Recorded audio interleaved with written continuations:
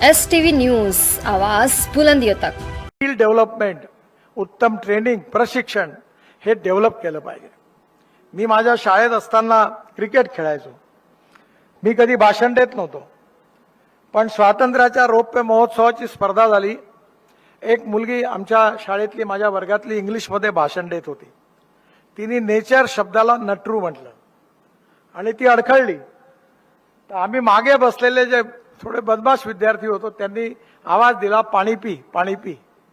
ती अडकली होती। तर आमच्या हेडमास्टरने बोलावून आमची धुळाई केली आणि त्यांनी आम्हाला सांगितलं की तिच्यामध्ये डेअरिंग तरी आहे भाषण देण्याचं आणि तुमच्यामध्ये तेही नाही आहे।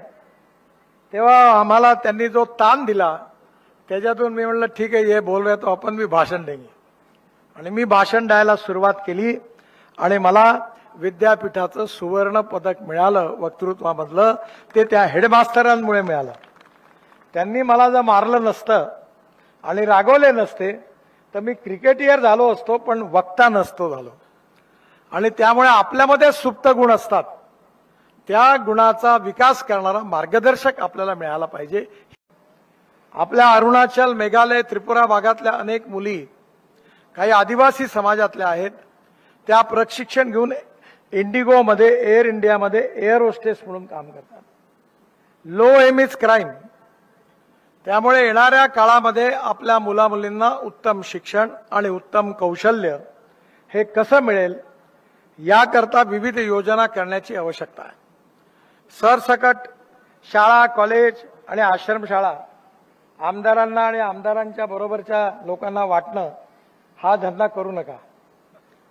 मी पण वाटला माझ्या काळामध्ये पालकमंत्री असताना, पण मी त्यांना सांगितलं की इमानदारीने काम करा, मुलांना चांगलं शिकवा, चांगलं अन्न द्या आणि आपल्या भविष्यात आपल्या पायावर उभे राहिले पाहिजे याची काळजी घ्या। आणि मग दोन पैसे तुम्ही कमवा, पण तुम्ही सगळेच पैसे आपल्या पोटात घालाल आणि आदिवासी विकासाच्या गप्पा कराल असं नाही जमणार।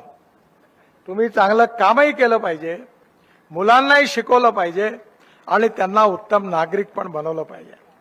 आणि म्हणून ज्यांचं रेटिंग चांगलं आहे, रेटिंग ठेवा, कारण स्पर्धा असली पाहिजे। मंत्र्याच्या शिफारसीने नका सिलेक्ट करू, मी अशोकरावांना सांगतो स्पष्ट तोंडावर। रेटिंग करून जे चांगलं काम करतील त्यांना प्रोत्साहन द्या आणि जे खराब काम करतील त्यांना सिस्टीमच्या बाहेर काढा, तर गुणवत्ता सुधरेल। आणि गुणवत्ता सुधारली तर तुमच्यातून उद्याच्या भविष्यातले अनेक चांगले नागरिक, चांगले खेळाडू, चांगले संशोधक आणि चांगल्या प्रकारची मुलं तयार होतील।